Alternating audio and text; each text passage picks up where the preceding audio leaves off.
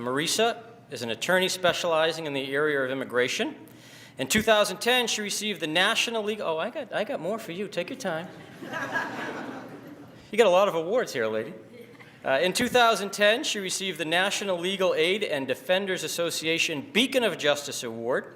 And in 2011, Marisa was named one of the top women of law by Massachusetts Lawyers Weekly.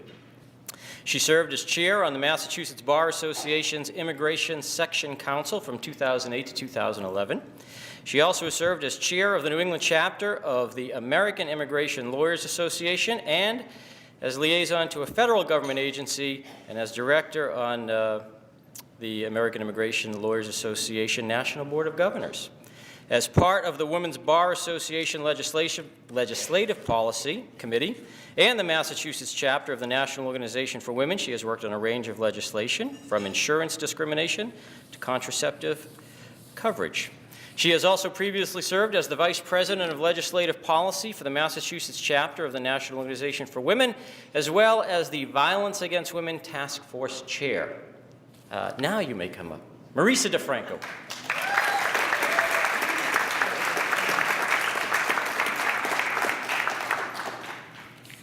Thank you, and thank you to Go Out Loud and Boston Spirit for hosting this, and thank you to everybody for showing up on a Friday evening to show that we, no matter what party you belong to, support equality. Now, I am an immigration attorney, and I have this amazing job. I get to help people achieve their American dreams every single day in my job, and it's very personal to me because my grandparents came from Sicily and from the north of Italy with nothing, and they pursued their American dream and made their American dream come true.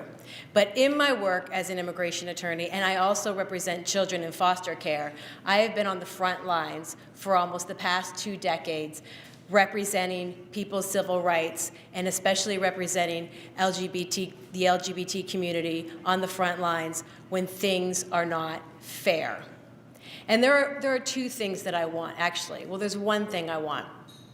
I do a lot of work with LGBT immigrants fleeing persecution. And I also do a lot of work with citizens, American citizens, green card holders, and anybody, actually, who face hostile work environments at their jobs. And the one thing I want in those 2 regards, I want to be put out of business.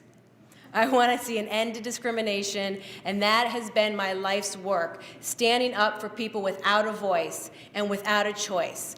And that is my track record. I have a 100% track record of being a supporter and an advocate on the ground, in the real world, where it matters, not just hypothetically, for the LGBT community. And that started when I was in college.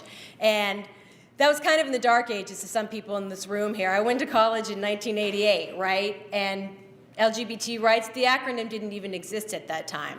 But I worked on a volunteer organization with the Salvation Army and other organizations and met LGBT youth who were kicked out of their homes because they were abused or neglected in their homes. And there was just nothing available. And when I went to law school, I volunteered at the Massachusetts Commission Against Discrimination, and I worked on cases there as well, representing LGBT community on discrimination cases, hostile work environment discrimination. And again, this is in the 90s. It wasn't cool to support LGBT rights. Everybody's, not everybody, but a lot of people are on board and have joined us, but where were they all those decades ago? I was there, and I didn't have money, I didn't have power. All I had were my wits and my grit and my determination in college and law school to never allow discrimination go past me without doing something about it. And that is my track record. And then on the award that you mentioned, my Beacon of Justice Award, I'm very proud of that award because it was only granted to 32 firms across the country.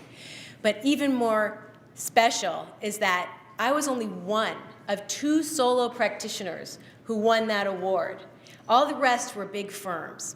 So you know what that means? That was for my pro bono service. Because when somebody like me does free service, it is really free. And it is from my heart and from my passion to see that cause is successful. And one of the cases that earned me that award was my representation of a gay deaf man from Uganda.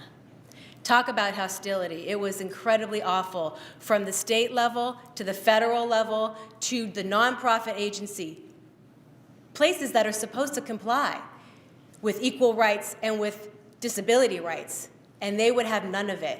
And I had to get in their face, and I had to be loud. Talk about being loud, right? I had to be loud to make sure that my client wasn't deported back to his home country, his gay-hating country, and face persecution and most likely death. But you know what about that award that bothers me? I would rather not have had that award and rather have had laws that existed so I didn't have to spend almost 400 hours representing just one man. The laws should not be so difficult for us to implement equality and save one person's life, because I don't mind the hard work. You know this about my background. I'll work my guts out. Off hours, after hours, 18 and 20-hour days. That's my business. But I'd rather spend 40 hours helping 10 people. And then, I, again, would like to be put out of business on that end and get back to the business of helping people achieve their American dream, no matter what their sex, no matter what their orientation, or anything else, because we are supposed to be the beacon of justice, the United States of America, and stand up for equality. Thank you. On that note, we are going to move to question number 1. We have 5 minutes of time left. Excellent. And I won't take it personally, but when you said something about being loud, you looked right at me. I looked at everyone. You talked a little bit about safety, so we're going to start with that. Yes. What measures would you take to ensure the safety of LGBTQ members in the community from hate crimes, right, etc.? Excellent question. Okay, actually, I think there has been a lot of talking on this issue, but you know what hasn't been happening? Any doing. And again, this is where I have the experience. I have actual, real-world experience representing LGBT youth in care and protection cases and in CHINS cases. Care and protection is when a parent is abusing or neglecting their child, and a CHINS case is when a child is in need of services. But usually a CHINS case is just a care and protection case waiting to happen.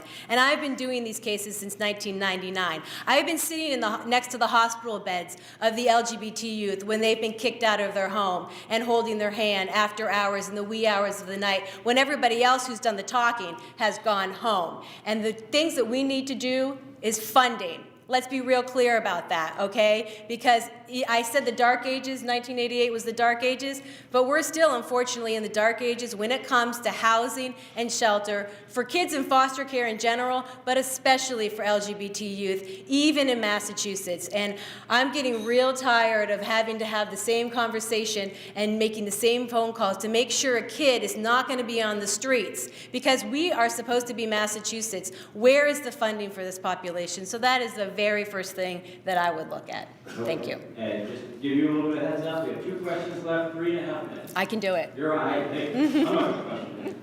You just talked about LGBTQ youth. Yes. And as I mentioned a couple of questions before, the statistics around homelessness are just awful. They are. What steps would you take to address the issue of LGBT youth homelessness?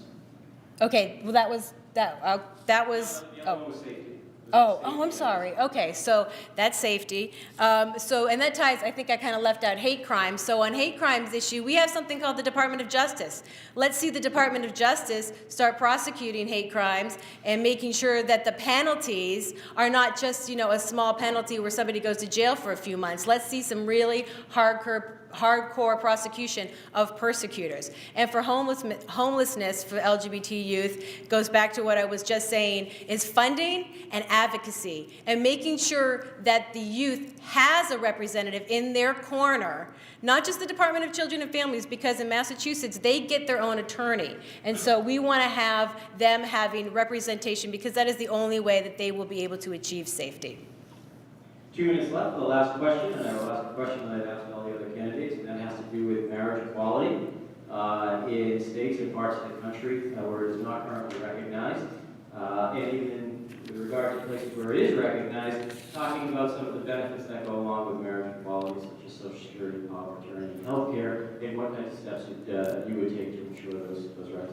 Absolutely. So as we know, Section 3 was struck down by the court, and that gives federal rights. So in my area of immigration now, all of the people that used to call me and say, could I sponsor my foreign national boyfriend, girlfriend to become my spouse? And unfortunately, I always had to say no. And a lot of those couples were torn apart and made to, one of the spouses or girlfriend, boyfriend were made to go home or even deported.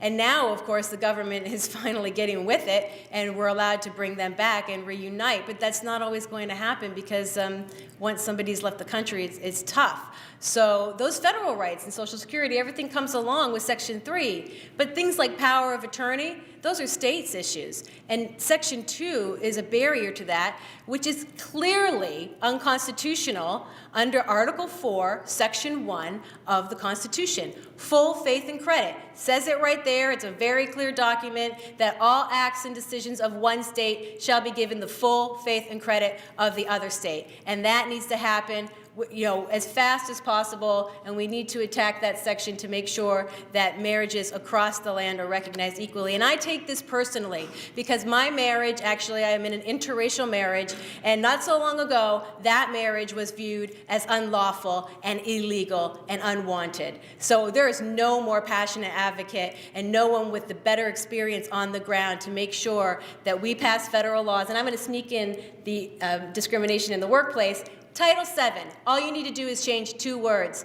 Add sexual orientation to that list. Race, color, religion, sex, and national origin. It only takes 2 words. The Civil Rights Act of 1964 is a little dated, and Congress could easily add in those 2 words. I appreciate your attention and respectfully ask for your vote. Thank you very much.